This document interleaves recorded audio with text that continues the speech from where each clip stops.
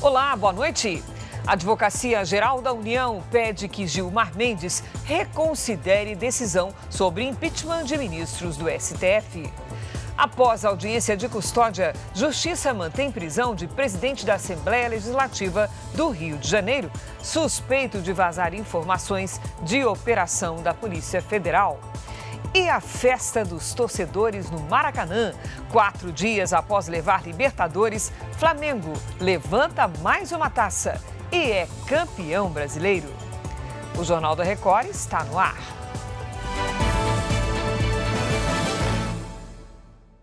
Oferecimento: Bradesco, fuja de cilada financeira.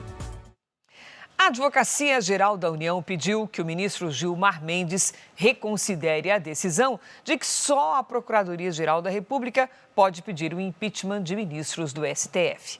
Então vamos a Brasília conversar com Jaqueline Frison, que acompanhou esse caso. Oi, Jaqueline, boa noite. Essa é uma das reações, aliás, muitas reações a essa decisão do ministro Gilmar Mendes, que é uma decisão liminar por enquanto, não é? É isso, Cris. Muito boa noite para você, para todos que estão conosco. Manifestações o dia todo, viu? E a Advocacia Geral da União se manifestou atendendo um pedido do próprio Gilmar Mendes, que solicitou que a AGU respondesse, se posicionasse sobre esse assunto. A AGU pediu que a medida cautelar, então, seja reconsiderada pelo próprio ministro e que tenha seus efeitos suspensos até o julgamento em definitivo das ações pelo plenário do Supremo, que está marcado para começar no plenário virtual no próximo dia 12 e durar uma semana.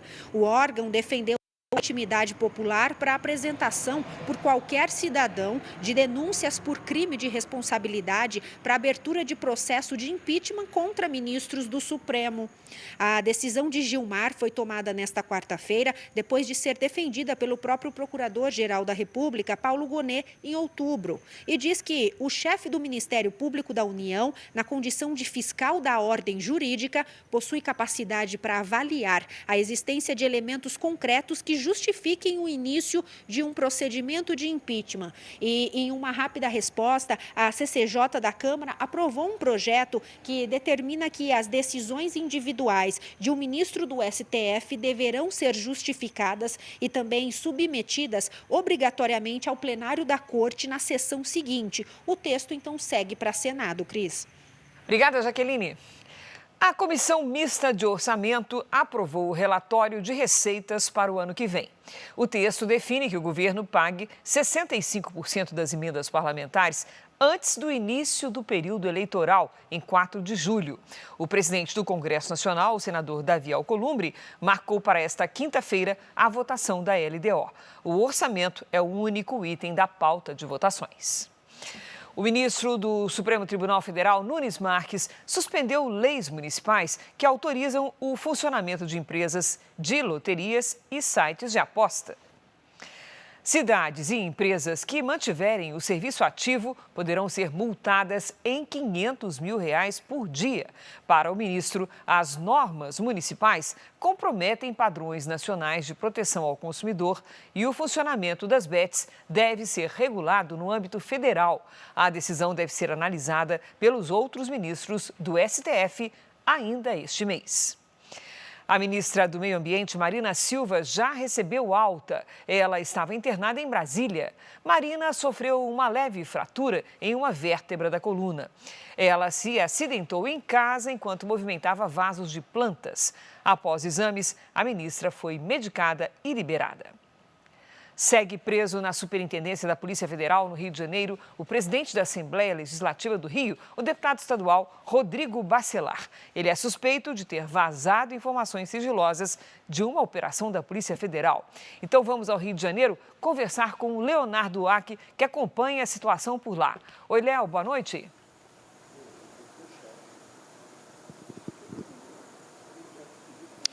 Oi, Cris, boa noite para você, boa noite a todos. O Supremo Tribunal Federal manteve a prisão do deputado estadual Rodrigo Bacelar após audiência de custódia no final da tarde desta quarta-feira. A Polícia Federal prendeu o Rodrigo Bacelar e depois foi até a casa do deputado. No carro dele foram encontrados R$90 mil.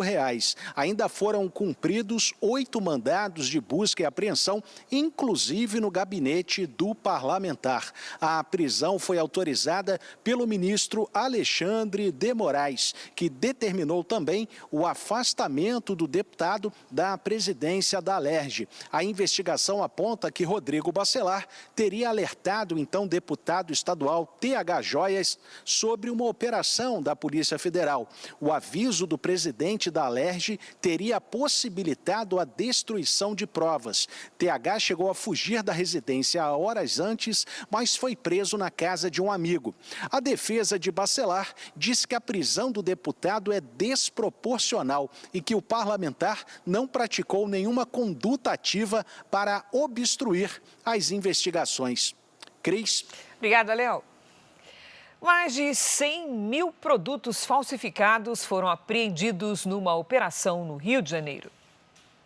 Entre os itens, roupas, sapatos, acessórios e perfumes, todos com indícios de falsificação. O objetivo da operação é combater a venda de produtos falsos e garantir a segurança dos consumidores.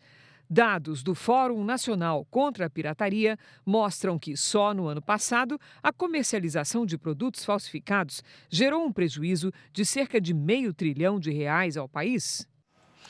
Um tornado foi registrado no Piauí. O fenômeno raro se formou em uma fazenda em Baixa Grande da Ribeira, no sul do estado. Esse tipo de tornado se forma de baixo para cima, com uma coluna de ar girando em alta rotação em direção a uma nuvem de tempestade. E é diferente do tipo de tornado que atingiu o Paraná no início de novembro e causou muita destruição.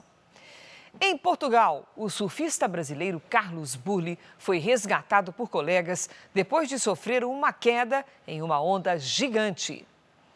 O experiente atleta de 58 anos chegou a ficar de pé na prancha, mas foi engolido pela força da onda e quase se afogou.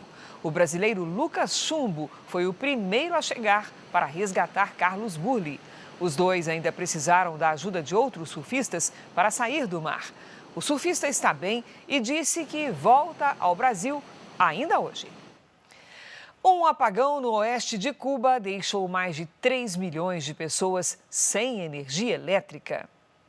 A capital, Havana, foi uma das áreas mais afetadas. Segundo as autoridades, a maior usina elétrica do país registrou uma falha no início da manhã.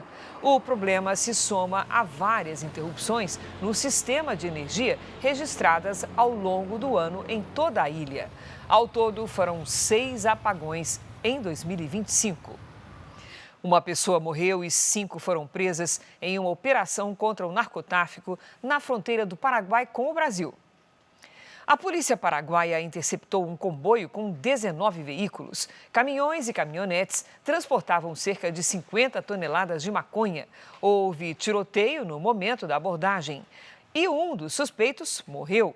Segundo os agentes, a droga seria enviada para o Brasil. 4 dias depois de ser campeão da Libertadores, o Flamengo comemorou mais um título. O rubro-negro carioca venceu o Ceará e conquistou pela 9ª vez o Campeonato Brasileiro. A Karen Meneguin mostra a festa flamenguista. Boa noite, Karen. Boa noite, Cris. A comemoração foi de casa cheia. Mais de 73 mil torcedores do Maracanã ajudaram a empurrar o Flamengo para a vitória contra o Ceará. Mas não foi um jogo simples. Samuel Lino marcou o único gol da partida. Torcedores comemoraram muito ao apito final. Bruno Henrique e Arrascaeta foram os responsáveis por levantar a taça do título. Este foi o 5º troféu que o Flamengo levantou em 2025. Cris. Valeu, Karen. Em Belo Horizonte, o Palmeiras venceu o Atlético Mineiro e garantiu o vice-campeonato. Flaco Lopes, aproveitando o rebote do goleiro Alain, e Luigi fizeram os gols do Palmeiras, que não vencia há 5 jogos. Final 3-0. E ainda tem disputa por vaga na Libertadores. Nesta quinta-feira, Cruzeiro e Botafogo jogam em Belo Horizonte. A Record, o R7 e o Record Plus transmitem o jogo ao vivo a partir das 7 da noite. Com a transmissão do Campeonato Brasileiro, o Jornal da Record desta quinta-feira começa mais cedo, às 6h15 da noite. Você fica agora com o Fala Que Eu Te Escuto. Boa noite, boa quinta-feira para você.